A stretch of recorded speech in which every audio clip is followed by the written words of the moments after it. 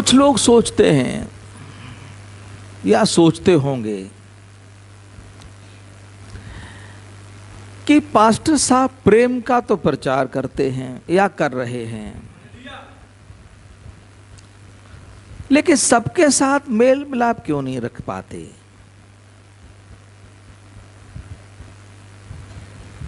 या वो पास्टर प्रचार कर रहे हैं, हमारे सेंट पॉल में प्रचार प्रेम का हो रहा है, सिद्ध प्रेम का हो रहा है, लेकिन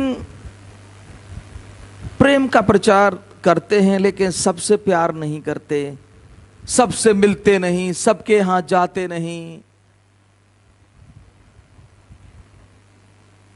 ऐसा क्यों?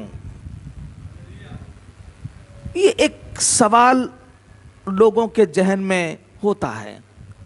सबके में नहीं, किसी के में भी हो सकता है। बात समझ में आ रही है आपकी में? क्या हाथ उठाएंगे? कौन कौन सुन रहा है?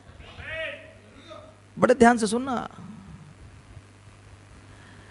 अगर प्रेम का प्रचार हो रहा है तो सबसे प्यार करना चाहिए, फिर उनसे प्यार क्यों नहीं, हमसे प्यार क्यों नहीं?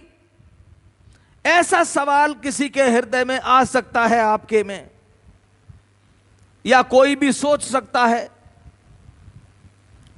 हो सकता है आप में से बहुत से प्रेम की बात करते हों और कुछ लोगों के लिए, कुछ लोगों से आप ना मिलते जुलते हों, ऐसा भी हो सकता है। तो चलिए आइए देखते हैं, क्या सबसे प्यार करना चाहिए? बाइबल तो ये कह रही है कि दुश्मन से प्यार करना चाहिए। मैं कब मना कर रहा हूं? मैंने कहा मना किया दुश्मन से प्यार मत करो? बात समझ में आ रही है कि नहीं आ रही है? तो ऐसा भी होता है कि बात तो दुश्मन की करते हैं, लेकिन फिर भी सबसे नहीं मिलते। आइए बाइबल क्या कहती है देखें।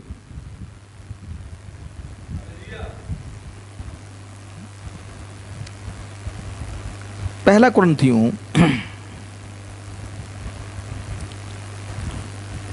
5 अध्याय, सभी निकाल लें, मैं भी निकालता हूं।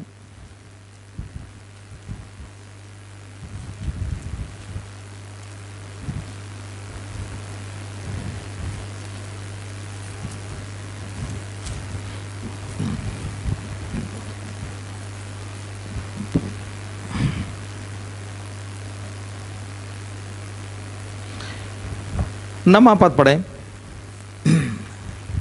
मैंने अपनी पत्री में तुम्हें लिखा है, मैंने अपनी पत्री में तुम्हें लिखा है, पौलुस रसूल कह रहे हैं कि व्यभिचारियों की संगति ना करना। व्यभिचारियों की संगति। अब मैं उनके लिए समझा रहा हूं जो लोग ये कहते हैं कि प्यार का, प्रेम का तो प्रचार चर्च में होता है या करते हैं पास्टर, लेकिन वो तो मिलते ही नहीं लोगों से। सबसे प्यार कहां करते हैं? सबसे प्यार करना चाहिए, बाइबल कहती है दुश्मन से प्यार करना चाहिए। बात समझ में आ रही है कि नहीं आ रही है? अब यहां पर हम देखेंगे कि क्या प्यार करना चाहिए सबसे। देखते हैं जरा सा। हाँ, नमा पद।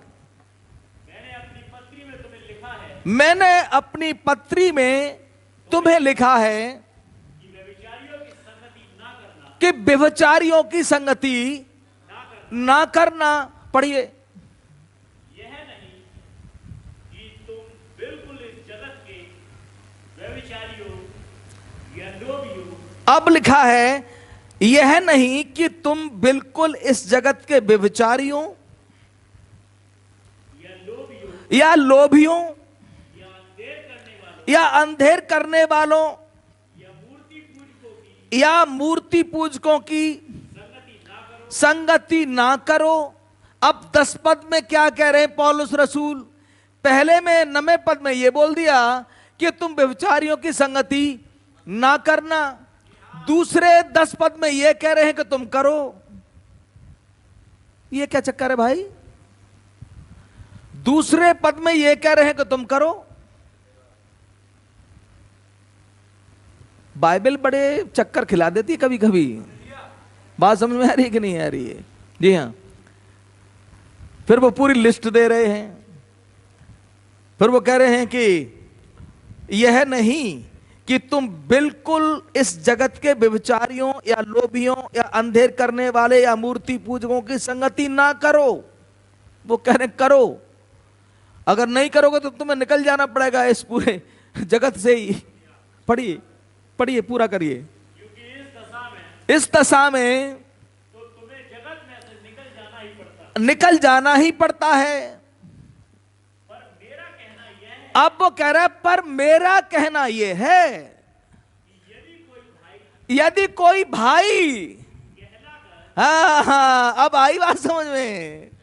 यहां बात उन व्यभिचारी वो अलग हैं, ये दुनिया में जो व्यभिचारी हैं उनसे कह रहा है उनके साथ संगति मत करो। बात समझ में आ रही? वहां उनके नहीं, इनकी कह रहा है जो अंदर हैं। बात समझ में आ रही है? पढ़ के देखिए जरा सा। जो भाई कहते हैं, जो चर्च के हैं, जो बिलीवर हैं, जो विश्वासी कहते हैं, जो खुदा का कहते हैं, जो मसीही कहते हैं, जो बिलीवर कहते हैं, जो खुदा के कहते हैं, हम उद्धार पाए हुए हैं कहते हैं, हम यीशु मसीह को मानते हैं, ये कहते हैं, उनसे बच के रहना। दोबारा पढ़िए पद को। बात दुनियादारी के लोगों की नहीं कर रहे हैं। वो कह रहे हैं उनमें तो जाओ, वे बचाओ उनको जाके। लेकिन जो भाई कहता है, मसीही कहता है अपने आप को, बात यहां है, पढ़िए। पर मेरा कहना यह है हाँ, कि यदि कोई नहीं बेटा, 10 पद दोबारा रिपीट करें। यह नहीं कि व्यभिचारियों की संगति ना करना, हाँ, यह नहीं कि तुम बिल्कुल इस जगत के व्यभिचारियों या लोभियों हाँ, या अंधेर करने वालों हाँ, हाँ, या मूर्ति पूजकों हाँ, हाँ, की संगति ना करो। इन सब की संगति करो। संगति का मतलब जाओ, पकड़ के लेके आओ। बात समझ में आ रही है आपकी में? पढ़िए। अगर इन्हीं लोगों में नहीं जाओगे तो प्रचार कहां करोगे जाके, जो पाप में है? पढ़िए। क्योंकि इस दशा में तो तुम्हें जगत में से निकल जाना पड़ेगा, पर प्रचार कहां करोगे? जब जगत में से तुम निकल जाओगे और वीराने में कहीं बस जाओगे तो प्रचार कहां करोगे जाके? जाना तो आपको उन्हीं में पड़ेगा। यीशु मसीह कहां गए?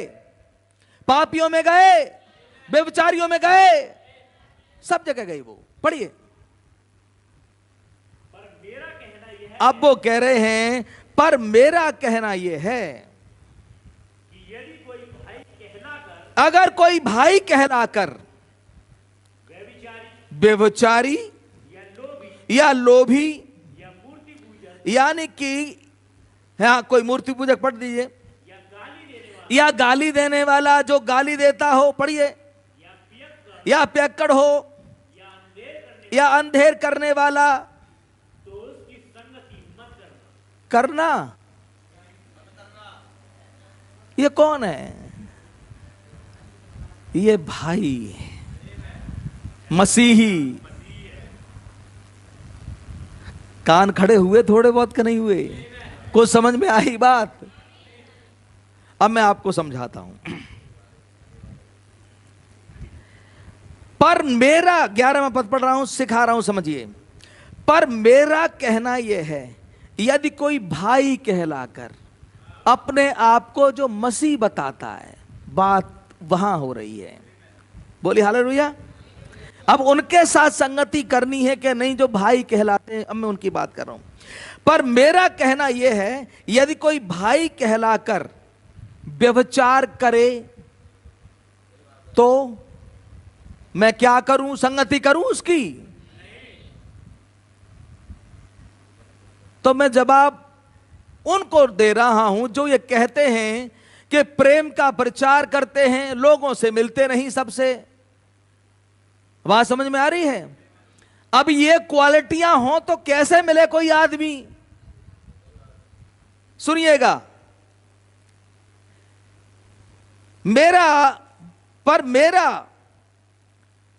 कहना यह है कि यदि कोई भाई कहलाकर व्यभिचारी, अगर व्यभिचारी हो तो उसके साथ संगति नहीं होनी चाहिए।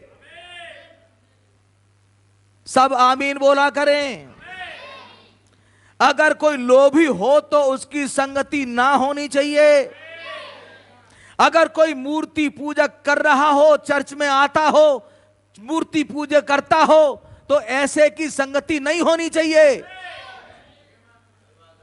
बात समझ में आ रही है आपकी? में चर्च आए और घुस गए मंदिर में, चर्च के लोगों ने देख लिया। बात समझ में आ रही है? चर्च में भी आए और फिर पहुंच गए मूर्ति पूजा करने के लिए भी मंदिर में। मंदिर बहुत है हमारे यहां पे। बात समझ में आ रही है? क्या करें ऐसे आदमी का? हाँ भाई ब्रजेश भाई। मूर्ति पूजक या कोई गाली देने वाला, अगर कोई गाली देता हो, मां बहन की देता हो और देता हो, ऐसी तैसी करता हो, रिश्तेदारों को ना छोड़े, अपने मोहल्ले को ना छोड़े आने पर, अपने परिवार को ना छोड़े, अपनी बीवी को बच्चों को ना छोड़े, ऐसे के साथ क्या करूं? क्या होना चाहिए ऐसे के साथ? संगति करूं, रोटी खाऊं, चाय पीऊं जाके, या तुम जाओ मैं प्रेम दिखाऊं वहां जाके?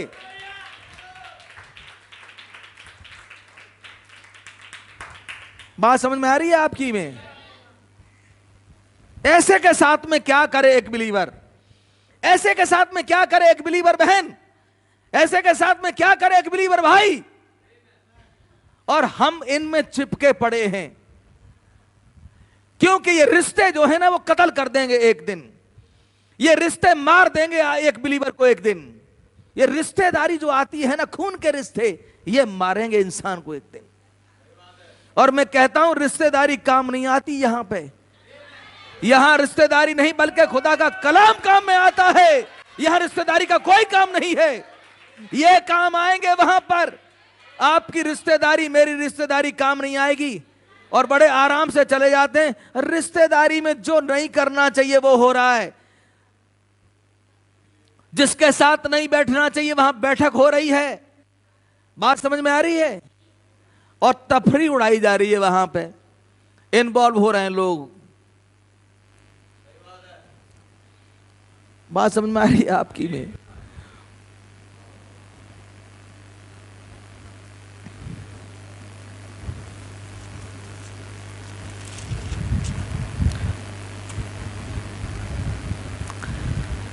मूर्ति पूजक या गाली देने वाला, आपको पता है कि बाइबल कहती है कि जो जो निकम्मी बातें मनुष्य कहेंगे, न्याय के दिन हर एक बात का लेखा देंगे। क्या आपके घरों में गालियां होती हैं? आप या गालीबाजों के पास जाते हैं? एक बिलीवर को बिल्कुल भी वहां नहीं जाना चाहिए। कोई जरूरत नहीं जाने की। चेहरे सूख गए लोगों के, इसका मतलब कुछ इन्वॉल्व होते हैं उसमें। आप मजा लेते हैं वहां जाके। शर्म आनी चाहिए आपको इस तरीके की संगति में या ऐसे लोगों की संगति में। और आप बड़ा मुंह बना के कहते हैं अब वो भी तो मसीह को मानते हैं, वो भी वहां चर्च जाते हैं। अरे चर्च जाता है लेकिन करता क्या है वो? करती क्या है वो? उसका जीवन कैसा है?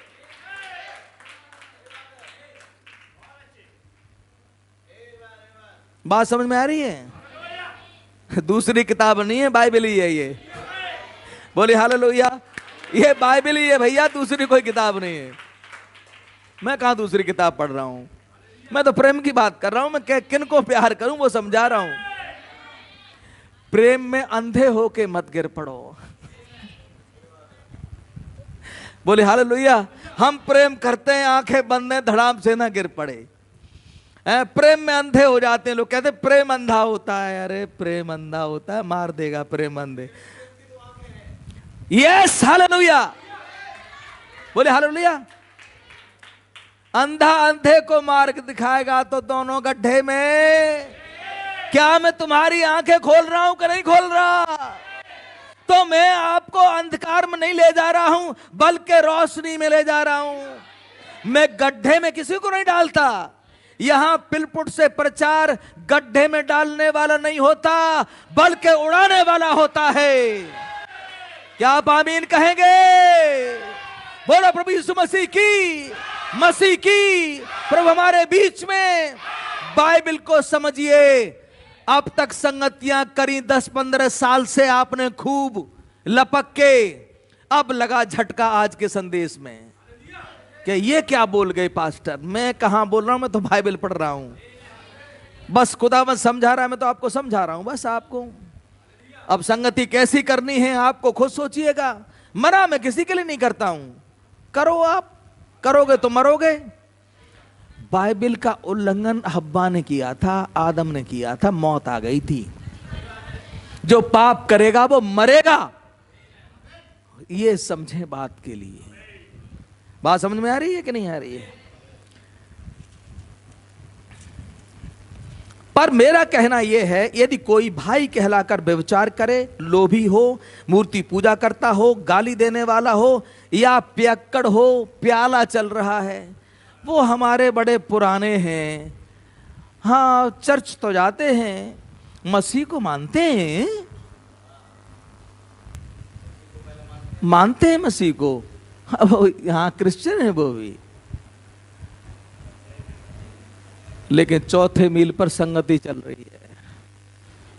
होली दिवाली वो कभी कभी, हाँ कभी कभी पैक खटक रहा है। एक बिलीवर क्या मतलब 1 साल छोड़े, 1 साल के बाद पीना शुरू कर दे? क्या ये आज्ञा है कि हमेशा के लिए छोड़ देना चाहिए? धोखेबाजी, व्यभिचार, गालियां, ये सब चलते रहना चाहिए, छोड़ देना चाहिए। लेकिन अगर चल रहा है किसी का तो क्या करूं मैं ऐसे के लिए?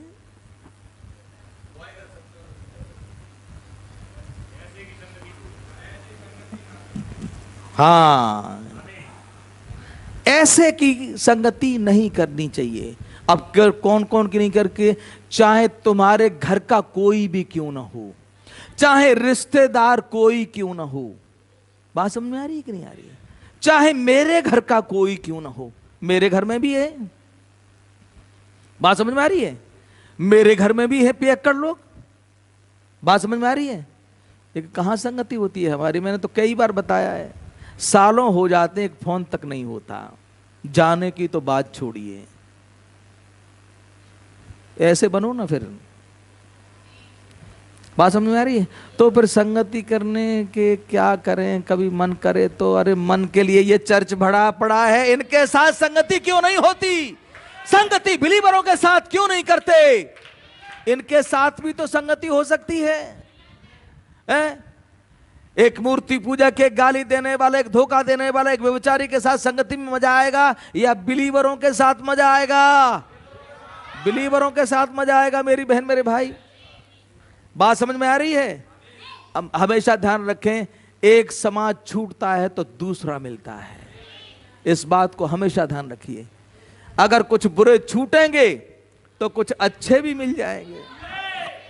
हो सकता है गिनती कम हो, लेकिन वो 10 छूटे, अगर 2 भी मिल गए तो बस खुदा की जय जयकार होती रहेगी। जब मिलोगे तब खुदा की बात होगी, दुनियादारी की कोई बात नहीं होगी वहां पे। बोले हालेलुया। अब लोग चक्कर में पड़ गए बेचारे आज। चलिए, मूर्ति पूजक या गाली देने वाला या पियक्कड़, पीने वालों से भी बच के रहें। कौन? किससे? जो बिलीवर कहता हो अपने आप को, और शाम को पैग लगाता हो कभी कभी छिपके, हाँ? और फिर बात खुल जाए, लेकिन वो शौक है, क्या करें? या गाली देने वाला या पियक्कड़ या अंधेर करने वाला हो तो उसकी संगति अब बताओ मैं किससे मिलूं जाके? नहीं, इनसे मिलूं?